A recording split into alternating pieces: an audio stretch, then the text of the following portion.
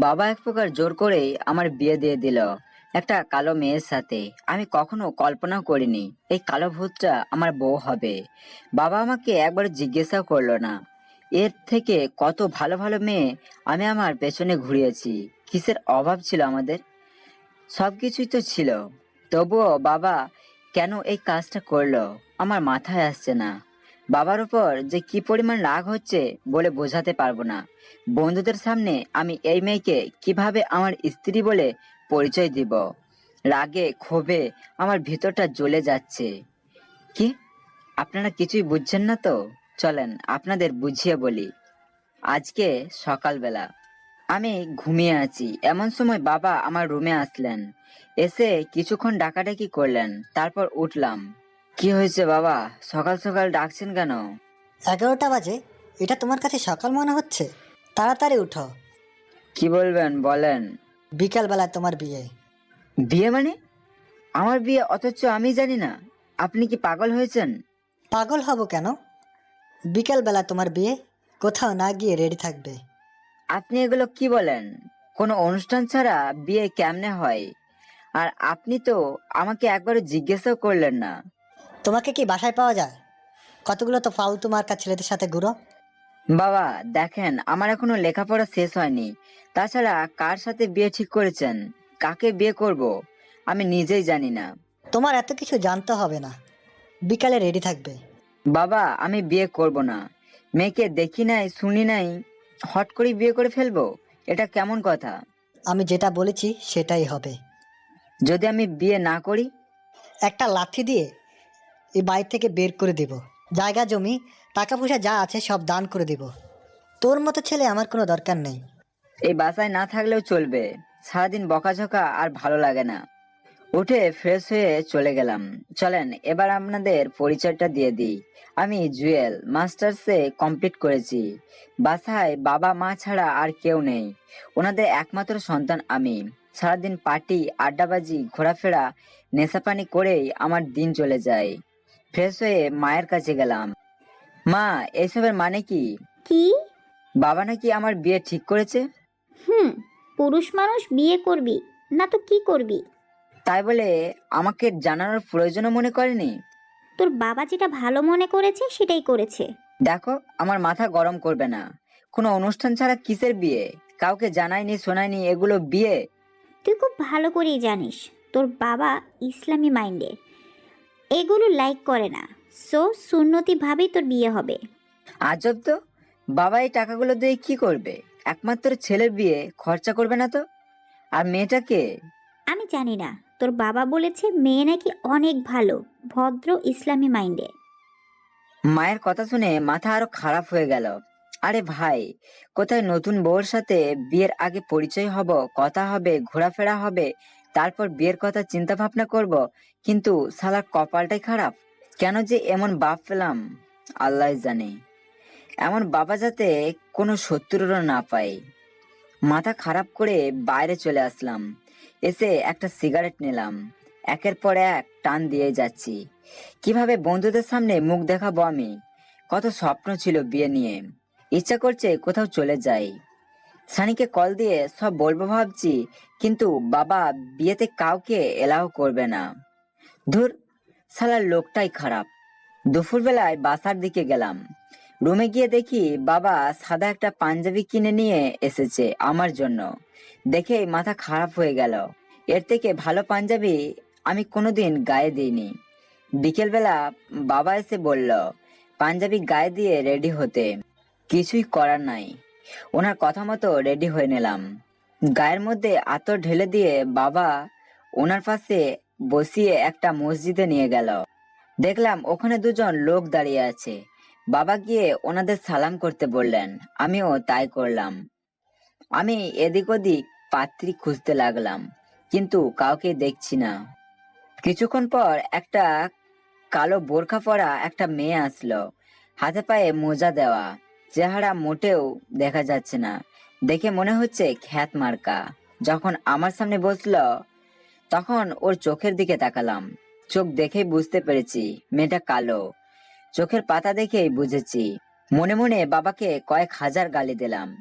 শালা, শেষ পর্যন্ত আমার লাইফটাকে বাঁচ দিয়ে দিল। মেয়েটা আমাকে সালাম দিল। আমি ভদ্রতার খাতিরে সালাম নিয়ে অন্যদিকে তাকিয়ে আছি। কোনো প্রকার আনন্দ ছাড়াই বিয়েটা হয়ে গেল। কবুল বলার সময় আমার গলা দিয়ে কথা আসছিল না। মনে হচ্ছে কেউ গলা টিপে ধরে রেখেছে। চোখে জল এসে গেছে। কত দারুণ দারুণ মেয়েরা আমাকে প্রপোজ করেছে। কতগুলো এক্স ছিল আমার। আমার বান্ধবীরাও আমাকে কতভাবে বিয়ের কথা বলতো, কিন্তু আমি তাদের কাউকে দাম দিতাম না। আজকে বাবা আমার সাথে এত বড় বেইমানি করলো। রাগে ক্ষোভে বাবার সাথে আর কথাই বললাম না। বিয়ে শেষ হয়ে গেল। বড়জোর 20 মিনিট লাগলো। এটা বিয়ে নাকি ফাজলামি কিছুই বুঝলাম না। বউ নিয়ে বাসায় চলে এলাম। দরজায় কলিং বেল বাজাতেই মা এসে দরজা খুলে দিল। বউ গিয়ে মাকে সালাম করলো। আমি একপাশে হেঁটে রুমে চলে গেলাম। সিগারেটের প্যাকেটটা নিয়ে সোজা বাসার বাইরে চলে গেলাম। সারাদিন মোবাইল বন্ধ রাখছি যাতে কেউ ডিস্টার্ব না করে। এখন প্রায় রাত 10টা। আমি সেই যে বাসা থেকে বের হয়েছি এখনো যাইনি। ওই বাসায় আর যেতে ইচ্ছা করছে না। মোবাইলও অফ, যার কারণে কারো কল আসছে না। রাস্তায় দাঁড়িয়ে আরো কয়েকটা সিগারেট খেয়ে বাসার দিকে গেলাম। কলিং বেল বাজাতেই বাবা এসে দরজা খুলে দিল। আমাকে দেখেই ঠাস করে একটা চড় বসিয়ে দিল। আমি গালে হাত দিয়ে দাঁড়িয়ে রইলাম। এটা কেন করলো? এ ছাগল, কোথায় ছিলি? মোবাইল বন্ধ কেন? আমি কোনো কথা না বলে সোজা ভিতরে চলে গেলাম। কিছুক্ষণ পর খেতে বসলাম। মা এসে খাবার দিয়ে গেল। ওনারা আগেই খেয়ে ফেলেছেন মনে হয়, শুধু আমি বাকি ছিলাম। খেয়ে যখন রুমের দিকে যাব তখন মনে হচ্ছে আজকে তো আমার বাসর রাত। রাগটা আরো বেড়ে গেল। কেমন বাসর এটা? কোনো আনন্দ ফুর্তি নাই। বাবা এমন রোবট কেন? মন মানসিকতা এত নিচে কেন? এসব ভাবতে ভাবতে রুমে গেলাম। দেখলাম মহারানী 12 হাত শাড়িতে 14 হাত ঘুমটা দিয়ে বসে আছে। আমি যাওয়ার পর উঠে এসে আমাকে সালাম করতে যাবে তার আগেই, ওই থাম, কি করছিস? সালাম করব। আর আমার নাম ওইনা, আমার নাম মায়া। লাথি চিনিস ফকিনি? তো সাহস কি করে হয় আমাকে ধরার? মায়া কোনো কথা না বলে সোজা নিচের দিকে তাকিয়ে আছে। শোন, তোকে বাবা পছন্দ করেছে, আমি না। তোকে জীবনেও আমি আমার স্ত্রীর মর্যাদা দিতে পারবো না। তুই তোর মতো থাকবি, আমার ধারে কাছেও আসার চেষ্টা করবি না। আপনি আমার থাম, একটা চড় দেব বেয়াদব। বলছি না তোকে আমি বউ হিসাবে মানি না? চেহারা দেখেছি তাই নাই? যা সামনে থেকে। একথা বলে আমি সোজা খাটে গিয়ে শুয়ে পড়লাম। কিছুক্ষণ পর সেও আমার পাশে এসে বসলো। ওই তোর সমস্যা কি? যা খাট থেকে নাম। তাহলে আমি কোথায় ঘুমাবো? যেখানে মন চায় ঘুমা, প্রয়োজনে বাথরুমে গিয়ে ঘুমা, তবুও আমার পাশে ঘুমাবি না। মায়া কিছু না বলে এখনো দাঁড়িয়ে আছে। কিরে, উঠবি নাকি লাথি দিব? সে উঠে সোফায় বসলো। ওই লাইট অফ কর, নইলে কানের নিচে দিব। লাইট অফ করে এসে সোফায় বসে আছে। আমি ঘুমানোর চেষ্টা করলাম, শালার ঘুম কিছুতেই আসছে না। এই ছিল আমার কপালে। কলেজে ভার্সিটিতে কত সুন্দর সুন্দর মেয়ে আছে, ওখান থেকে একজনকে বিয়ে করলে কতই না সুন্দর হতো। বাবার উপর রাগ আরো বেড়ে গেল। এগুলো ভাবতে ভাবতে কখন যে ঘুমিয়ে গেছি মনে নেই। মধ্যরাতে মনে হচ্ছে কেউ একজন আমার পায়ের ওপর ভর দিয়ে আছে। তাড়াতাড়ি করে লাইট জ্বালালাম। তাকিয়ে দেখি মায়া আমার পায়ের কাছে মাথা দিয়ে পায়ের উপর ভর দিয়ে ঘুমিয়ে আছে। মাথা অনেক খারাপ হয়ে গেল। দিলাম সজোরে একটা লাথি। লাথিকে সোজা খাটের কোনায় গিয়ে পড়ল। খাটে থেকে ধাক্কা খেয়ে কপাল থেকে রক্ত বের হতে শুরু করলো। তারপরে এত রাতে কি করব বুঝতে পারছি না। যাই হোক, আমি লাথি দিয়ে ওকে একটা ধমক দিলাম। ওই, সমস্যা কি তোর? পায়ের উপর ভর দিয়ে আছিস কেন? মায়া কিছু না বলে রুমের দিকে তাকিয়ে আছে। আমি আবারও ঘুমিয়ে গেলাম। কেন যে বাবা এই অপবাদটাকে আমার কাঁধে ঝুলিয়ে দিয়েছে কে জানে। সকালবেলা ঘুম থেকে উঠে দেখি মায়া আমার খাটের পাশে এসে দাঁড়িয়ে আছে। কি হয়েছে? এখানে দাঁড়িয়ে আছো কেন? নাস্তা করতে চলুন। এই যা তো, তোর নাস্তা তুই কর, আমাকে ডিস্টার্ব করবি না। আর হ্যাঁ, আরেকবার যদি সামনে দেখি তাহলে খবর আছে, বলে দিলাম। বাবাই তো আমাকে পাঠিয়েছে আর বলেছে কি বলেছে? স্বামী স্ত্রী একসাথে নাস্তা করতে। দেখ, আমার মাথা গরম করবি না। তোকে গতকাল আমি বলেছিলাম, মনে নেই তোর? আমি তোকে স্ত্রী হিসাবে জীবনেও মানি না। মায়া কিছু না বলে ড্রয়িং রুমে চলে গেল। আমি ওয়াশরুমে গিয়ে ফ্রেশ হয়ে নাস্তা করতে গেলাম। দেখলাম মায়ের সাথে রান্না করেছে রান্নাঘরে। এই মেয়েটার মধ্যে ন্যূনতম জ্ঞান নেই মনে হয়। বিয়ে হয়েছে গতকাল, অথচ কোথাও একটু শরম পাবে সেটা না, মনে হচ্ছে অনেক বছর ধরে এই বাড়িতে আছে। নাস্তা করে আমি বেরিয়ে গেলাম।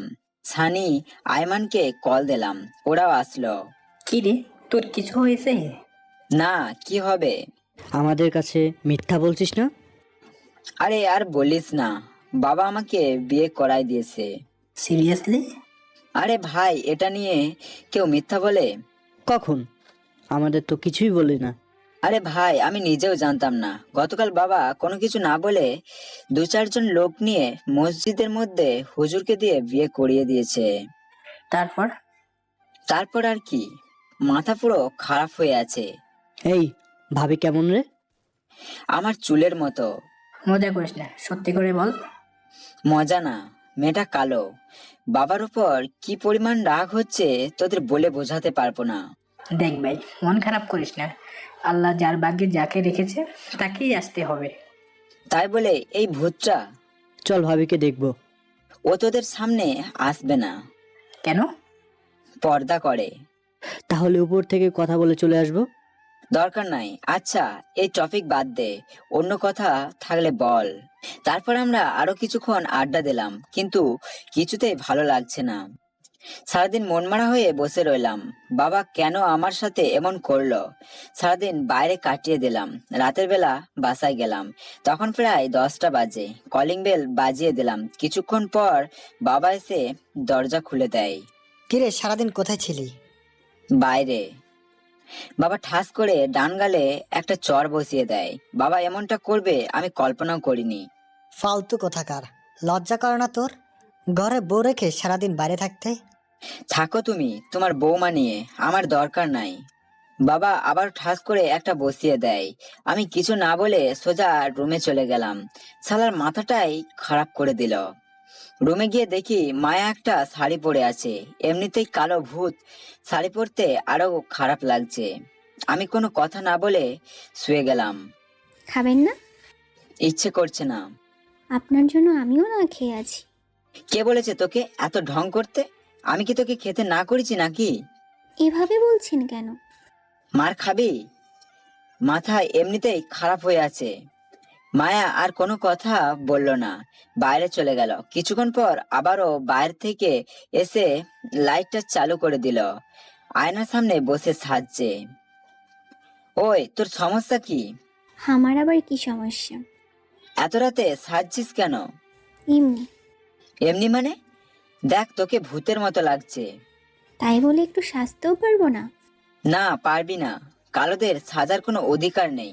লাইট অফ কর, নইলে কালকে রাতের মতো লাথি দিয়ে বাকি কপালটাও ফাটিয়ে দিব। মায়ের চোখে স্পষ্ট জল দেখতে পেলাম। মনে হচ্ছে এখনই কেঁদে দিবে। তাই আমিও আর কিছু বললাম না। কিছুক্ষণ মোবাইল গুতিয়ে ঘুমিয়ে গেলাম। সকালবেলা মিষ্টি একটা সুরে ঘুম ভাঙলো। তাকিয়ে দেখি মায়া কোরআন শরীফ পড়ছে। মাশাআল্লাহ, এত চমৎকার আওয়াজ আমি এর আগে কোনোদিনও শুনিনি। সব ধারণা বাদ দিয়ে আমি ওর কোরআন তেলাওয়াতে শুনতে লাগলাম। প্রতিটা আয়াতের টানে যেন পশম দাঁড়িয়ে যাচ্ছে। ইস, আমিও যদি এরকম পড়তে পারতাম। কতক্ষণ শুনছি মনে নাই। শুনতে শুনতে আমি ঘুমিয়ে পড়ি। যখন ঘুম ভাঙে ঘড়িতে তাকিয়ে দেখি 11টা বাজে। আমি ঘুম থেকে উঠে খুঁজতে লাগলাম। আজকে দিনটা একটু অন্যরকম লাগছে। ফ্রেশ হয়ে ড্রয়িং রুমে গিয়ে দেখি মায়ের সাথে রান্নাঘরে কাজ করছে, আমি নাস্তা করতেছি। এমন সময় মা আসলো। কিছু বলবে? হুম।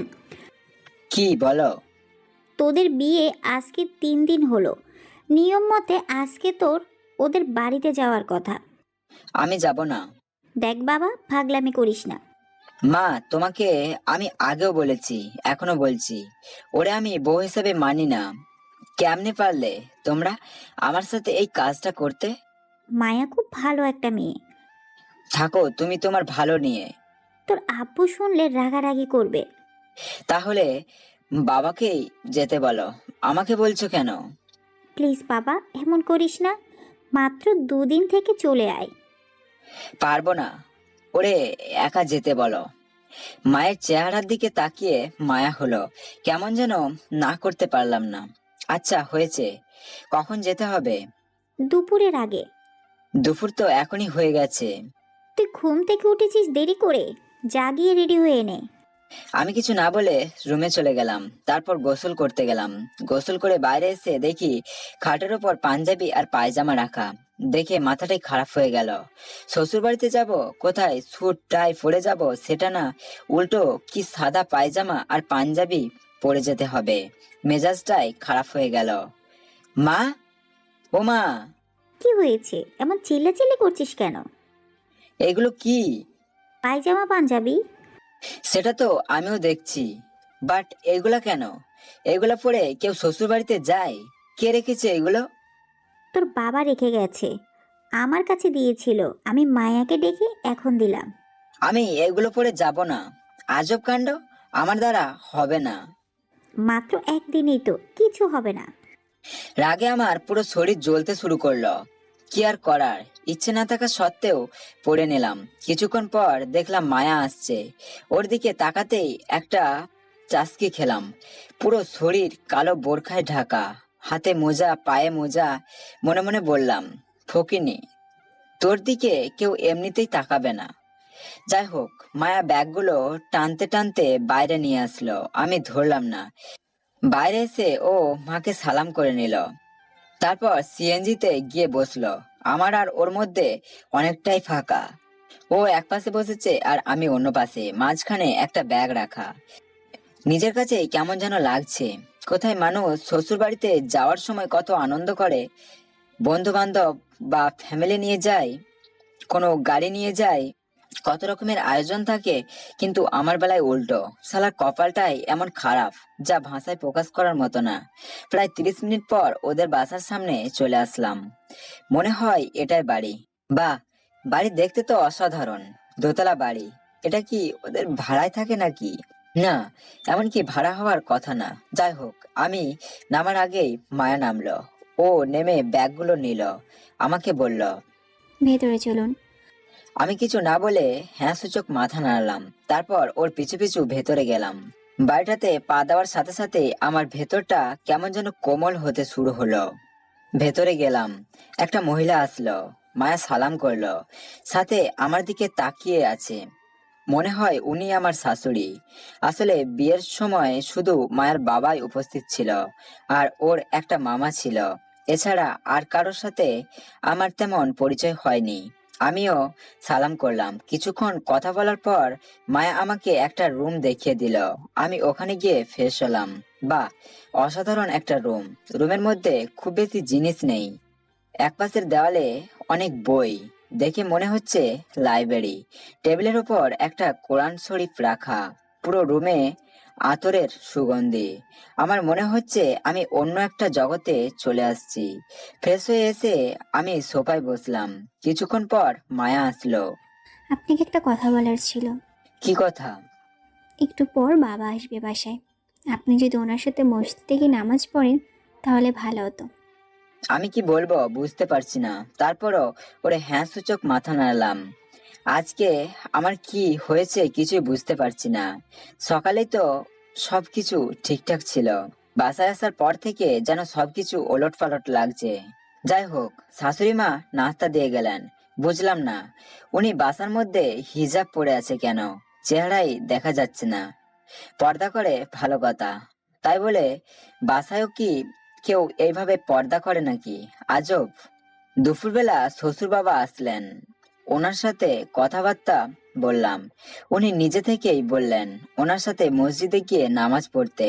তারপর ওনার সাথে মসজিদে গেলাম। ওখানে যাওয়ার পর উনি সবার সাথে আমার পরিচয় করিয়ে দিলেন। এক একে সবাই এসে হাত মেলালো। ভালোই লাগছে। এবার মনে হচ্ছে শ্বশুর বাড়িতে এসেছি। নামাজ আদায় করে ওনার পিছু পিছু একটা কবরস্থানের কাছে গেলাম। মনে হয় মায়ের দিদা দাদুর কবর হবে। জিয়াদ করে বাসায় আসলাম। খাওয়ার টেবিলে গিয়ে মাথা নষ্ট। এত খাবার কেমনে সম্ভব? আগে থেকে কি কোনো আয়োজন ছিল, নাকি আমি আসার পর করেছে? আল্লাহ জানে ভালো। ভেতরে গিয়ে দেখলাম আরো অনেক মেহমান এসেছে। সবার সাথে পরিচয় করিয়ে দিল। পরে জানতে পারলাম আমি আসার কারণেই ওনাদেরও ইনভাইট করা হয়েছে। খাওয়া দাওয়া শেষে আমি মায়াকে খুঁজতে লাগলাম। আসলে যাই হোক, ও ছাড়া এখন কাউকে কিছু বলা যাবে না। কিন্তু মায়াকেও কোথাও দেখছি না। আমি গিয়ে ঘুমিয়ে পড়লাম। ঘুম ভাঙলো সন্ধ্যার সময়। বিকালবেলায় আমি কোনোদিন এত সময় নিয়ে ঘুমাইনি। আজকে হঠাৎ এত ঘুম কেউ জাগিয়ে দেয়নি। সন্ধ্যায় নাস্তা করে নিলাম। মায়া আর ওর কয়েকটা কাজিন আসলো রুমে। ওরা লুডো খেলছে। আমি বসে বসে মোবাইল টিপছি। হঠাৎ মায়ার দিকে খেয়াল করলাম। আজকে যেন অন্যরকম একটা সৌন্দর্য তাকে ঘিরে রেখেছে। কালো বলে আমি ওর দিকে তাকিয়ে কখনো কথা বলিনি, কিন্তু চেহারায় অন্যরকম একটা মায়া আছে। হয়তো সেই জন্য এই নামটা রাখা। কালো মেয়েদের একটা বিশেষ গুণ থাকে, সেটা হচ্ছে তাদের হাসি সুন্দর হয়, ঠোঁট সুন্দর হয়, চেহারায় একটা মায়া থাকে, যা আজকে আমি উপলব্ধি করলাম। আমি মায়ের দিকে এক দৃষ্টিতে তাকিয়ে আছি। এমন সময় ওর একটা কাজিন আমাকে ডাক দেয়, বলে তাদের সাথে খেলতে। আমি চিন্তা না করেই রাজি হয়ে গেলাম। তারপর তাদের সাথে কিছুক্ষণ খেললাম। ভালোই লাগছে। আমি আর একটা কাজিন এক দলে, মায়া আর মায়ার চাচাতো ভাই অন্য দলে। অনেকক্ষণ ধরে খেললাম। সময় কখন যে চলে গেছে খেয়াল করিনি। রাতে খেয়ে ঘুমাতে গেলাম। আমি খাটের উপর শুয়ে শুয়ে মোবাইল টিপছি। এমন সময় মায়াও আসলো। আজকে কি আমাকে নিচে থাকতে হবে? আমাদের বাসায় তো আমি খাটের ওপর ঘুমিয়েছি, আর মায়া নিচে। তার মানে কি আমার ওপর সেম জিনিস প্রয়োগ করবে নাকি? মায়া বলল, ঘুমিয়ে পড়ুন। আপনি কোথায় ঘুমাবেন? আমার চিন্তা আপনার না করলেও চলবে। আপনি ঘুমিয়ে পড়ুন। আমি আর কিছুই বললাম না। এই প্রথম মায়ের সাথে আমি ভালোভাবে কথা বললাম। আমি আরো কিছুক্ষণ মোবাইল চালিয়ে ঘুমিয়ে গেলাম। হঠাৎ মধ্যরাতে আমার ঘুম ভেঙে যায়। আশেপাশে খুঁজে দেখলাম মায়া কোথায় ঘুমাচ্ছে। তাকে দেখি সবাই গুটিসুটি মেরে শুয়ে আছে। আমার কেমন জানি খারাপ লাগছে। আমি খাটে আরাম করে শুয়ে আছি, আর ও মেয়ে হয়েও সোফায়। নিজেকে কেমন জানি কাপুরুষ মনে হচ্ছে। কাঁথাটা নিয়ে ওর গায়ে দিয়ে চলে আসলাম। এসে আবারও ঘুমিয়ে গেলাম। পরের দিন ঘুম ভাঙলো আবারও মিষ্টি একটা সুর শুনে। মানে আজকেও মায়ের কোরআন তেলাওয়াত শুনে ঘুম ভাঙলো। কোরআন তেলাওয়াত করছে আর আমি শুয়ে শুয়ে শুনছি।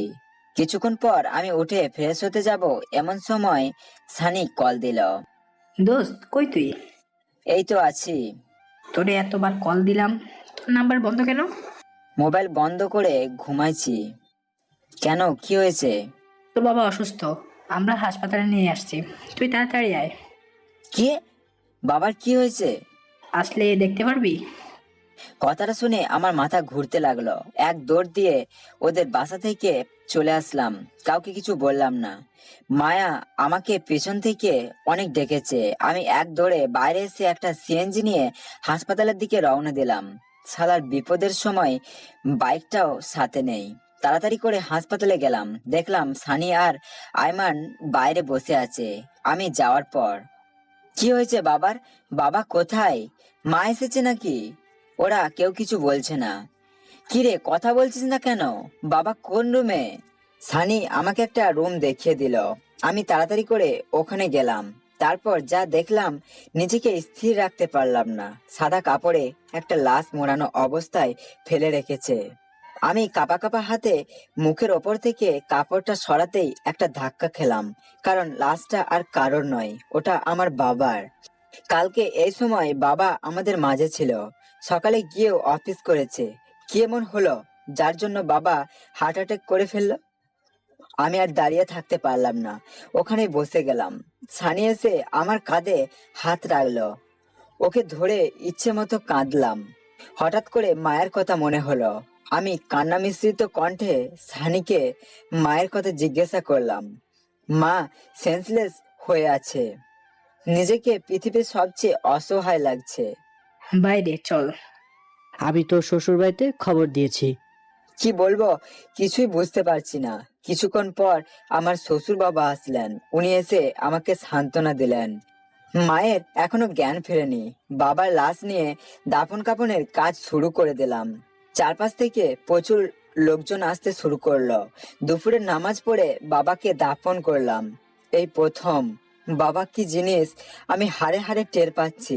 বাবার প্রতি আমি কোনোদিনও কোনো দায়িত্ব পালন করিনি। জানাজা শেষে আত্মীয়রা বাড়ি গেল। সানি আয়মান ওদের আপ্যায়ন করলো। আমি শুদ্ধ হয়ে বসে আছি। বিকেলবেলা মায়ের জ্ঞান ফিরল। আর যখন দেখলো বাবা আমাদের মাঝে নেই, মায়ের কান্নায় পুরো পৃথিবী কাঁদছে। আমার জন্যই বাবা আমাদের ছেড়ে চলে গেছেন। রাতের বেলায় আমি বাবার কবরের কাছে গেলাম। চাঁদের আলোয় চারপাশ দেখা যাচ্ছে। আমি বাবার মাথা বরাবর গিয়ে বসলাম। তারপর বলতে শুরু করলাম, বাবা তোমার মৃত্যুর জন্য আমি দায়ী। আমি জানি আমি তোমাকে অনেক পীড়া দিতাম। বাবা কোনোদিন তোমার বুকে মাথা লুকিয়ে বলা হয়নি তোমাকে ভালোবাসি। আমি এমন হতভাগা ছেলে যে তোমার মতো বাবা পেয়েও ভালো হতে পারিনি। তুমি যখন আমাকে নামাজের জন্য বলতে, ভালো কিছু করার জন্য বলতে, আমি সেগুলো প্যারা হিসাবে নিতাম। কিন্তু বাবা বিশ্বাস করো, তোমার অভাব আমি এখন বুঝতে পারছি। কি জবাব দিব আমি মাকে? তুমি আমাকে বারবার বলতে সংসারমুখী হতে, কিন্তু আমি বাইরে বাইরে কাটিয়ে দিতাম। বাবা, ও বাবা, আর একবার আমাদের মাঝে ফিরে এসো। বাবা, ও বাবা, আর একবার ফিরে এসো আমাদের মাঝে। তুমি যা বলবে আমি তাই শুনবো। একটা কথাও না শুনে থাকবো না। শুধু একবার ফিরে এসো, শুধু একবার ফিরে এসো বাবা। চোখের জল ধরে রাখতে পারলাম না। চোখ দিয়ে জল ঝরতেই থাকলো। আরো কিছুক্ষণ ওখানে বসে তারপর বাসায় গেলাম। দেখলাম মায়া কোরআন শরীফ পড়ছে। এটা দেখে আফসোস হচ্ছে, কেমন ছেলে আমি। বাবার জন্য কোরআন পড়তে পারলাম না। জীবনে কোনোদিনও শেখার ট্রাইও করলাম না। মায়াকে আর ডাকলাম না। বাবার রুমে গেলাম। মেডিকেল রিপোর্টগুলো দেখতে লাগলাম। বাবা অনেক টেনশন করতেন, যার কারণে এমনটা হয়েছে। অতিরিক্ত টেনশনের কারণে স্ট্রোক করেন এবং মারা যান। হঠাৎ করে আলমারির ওপরে রাখা একটা ডায়েরির দিকে চোখ গেল। ঘড়ির দিকে তাকিয়ে দেখি 12টা বাজে। আমি ডায়েরিটা নিলাম। বাবা কি ডায়েরি লিখতো? আমার জানা মতে ডায়েরি লেখার কথা না। তারপরও ডায়েরিটা নিলাম, পড়তে শুরু করলাম। আদরের জুয়েল, যেদিন তুই এই লেখাটা পড়বি সেদিন হয়তোবা আমি আর থাকবো না। তুই ভাবতিস আমি তোকে প্যারা দিই। পৃথিবীর জঘন্য ভাবার মধ্যে আমি একজন। কিন্তু জানিস আমি কোনোদিন তোর ক্ষতি চাইতাম না। আমি কেন, কোনো বাবাই তার ছেলের ক্ষতি চায় না। এই পৃথিবীটা খুব ছোট, তার থেকেও ছোট আমাদের জীবন। আমরা যা করছি তার জবাব মহান আল্লাহ তাআলার কাছে দিতে হবে। তুই যে খারাপ কাজগুলো করছিস তার জন্য আমাকে আসামির কাঠগড়ায় উঠতে হবে। কি জবাব দিব আমি আল্লাহকে? তোকে নামাজের কথা বললে শুনতিস না, ভালো কথা বললে শুনতিস না, সারাদিন বাইরে বাইরে কাটিয়ে দিতিস। আমি জানতাম একসময় তুই আমার অভাব বুঝবি, সেদিন আর আমাকে আর পাবি না। তোর জন্য আমি শ্রেষ্ঠ একটা উপহার রেখে আসছি, আর সেটা হলো তোর স্ত্রী মায়া। মেয়েটা কালো, তোর পছন্দ না। সত্যি বলতে তুই ওর যোগ্য না। শুধু গায়ের রং সুন্দর হলেই হাতির থেকে বিড়ালের মূল্য বেশি হতো। আমি জানি মায়া তোর জীবনে আলো হিসাবে এসেছে। তুই ওকে কোনোদিন কষ্ট দিস না। ওকে প্রত্যেক স্ত্রীর মর্যাদা দিবি, ওর সাথে ভালো ব্যবহার করবি। এটাই তোর প্রতি আমার শেষ অনুরোধ। আমি কি বলবো বুঝতে পারছি না। মনে হচ্ছে আমার কলিজাটা ছিঁড়ে যাচ্ছে। আমি ডায়েরিটা রেখে রুমে গেলাম। দেখলাম মায়া ঘুমিয়ে আছে। ঘুমন্ত অবস্থায় খুব মায়াবী লাগছে ওকে। এই প্রথম মায়ের দিকে আমি ভালো করে তাকালাম। কালো মেয়েদের চেহারা সবসময় মায়াবী হয়, ওদের ঠোঁট অনেক সুন্দর হয়। আমি কিছুক্ষণ মায়ের দিকে তাকালাম, তারপর ঘুমিয়ে গেলাম।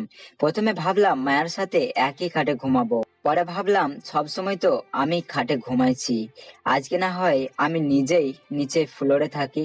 খাট থেকে একটা বালিশ নিয়ে ফ্লোরে ঘুমিয়ে গেলাম। পরের দিন মায়ের ডাকে ঘুম ভাঙলো।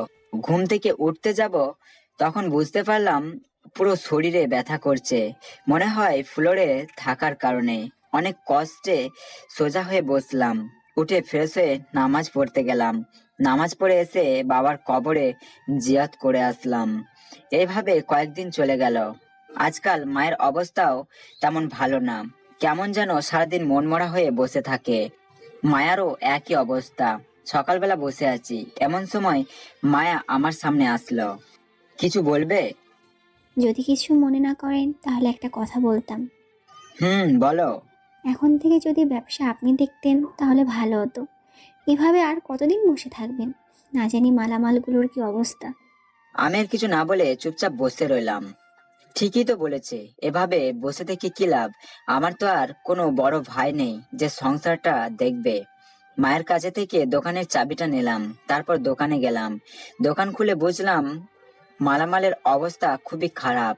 দোকান আবার নতুন করে সাজালাম। সবকিছু ঠিকঠাক করে ওই দিনই বাসায় চলে আসলাম। রাতের বেলা খাওয়া দাওয়া করে আমি রুমে শুয়ে আছি। কিছুক্ষণ পর মায়া আসলো।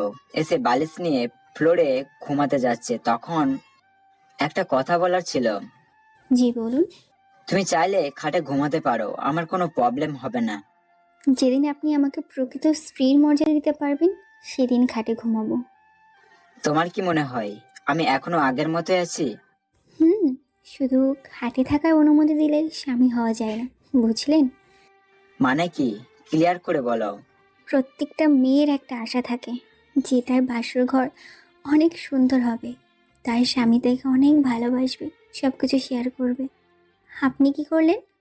বাসর ঘরে আমার গায়ে হাত দিলেন। আমি কালো বলে কোনোদিন স্ত্রীর মর্যাদা দিলেন না, কখনো সুন্দর করে কথাও বললেন না। আমার জন্য বাবা মায়ের সাথে খারাপ ব্যবহার করেছেন। আচ্ছা, একটা কথা বলুন তো, কালো হয়ে জন্ম নেওয়াটা কি আমার দোষ? কেউ তো আর ইচ্ছা করেই কালো হয় না। আপনি যা করলেন আমার সাথে, একটা মেয়ে কখনো তার স্বামীর থেকে এগুলো আশা করে না। আমি কি বলবো বুঝতে পারছি না। আসলেই তো আমি তাকে কখনো স্ত্রীর মর্যাদা দিইনি, কখনো ভালো ব্যবহার করিনি, ঠিকমতো তাকায়ও নি। অনেক রাত হয়েছে, ঘুমান। আমি কিছু না বলে ঘুমানোর চেষ্টা করলাম, কিন্তু ঘুম আসছে না। উঠে ছাদে চলে গেলাম। কিছুক্ষণ ছাদে থেকে রুমে চলে আসলাম, তারপর ঘুমিয়ে গেলাম। এভাবে কিছুদিন চলে গেল। আমি মায়ের সাথে ফ্রি হওয়ার অনেক চেষ্টা করলাম, কিন্তু সে কিছুতেই ফ্রি হচ্ছে না। মনে হয় আমার উপর প্রতিশোধ নিচ্ছে। বিকেলবেলা আমি সানি আইমানকে দেখা করতে বললাম। ওরা দোকানে আসলো। ওদের সাথে পুরো বিষয়টা শেয়ার করলাম। তখন সানি বলল, একটা কাজ কর, কি? তোরা আবার নতুন করে সবকিছু শুরু কর। ভাই দেখ, আমিও চাই সবকিছু আবার নতুন ভাবে শুরু হোক। আগে যা হয়েছে তার জন্য আমি আসলে লজ্জিত। এই শোন, তোরা আবার নতুনভাবে শুরু কর। আবার বাসর ঘর হবে, সবকিছু ওখান থেকে ঠিক কর। আরে না, এটা কেমনে সম্ভব? আবার বাসর হয় নাকি? হবে না কেন? অবশ্যই হবে। মা আছে, যদি জিজ্ঞাসা করে তখন কি বলবো? আর মায়াকেই বা কি করে বলবো যে আমরা আবার বাসর করব? এটা হয় নাকি? শোন, আন্টিকে কয়েকদিনের জন্য তোর নানার বাসা পাঠিয়ে দে। এতে করে তোর বাবার শোকটাও কেটে যাবে, তোর বাসরটাও হবে। মায়াকে কি বলবো?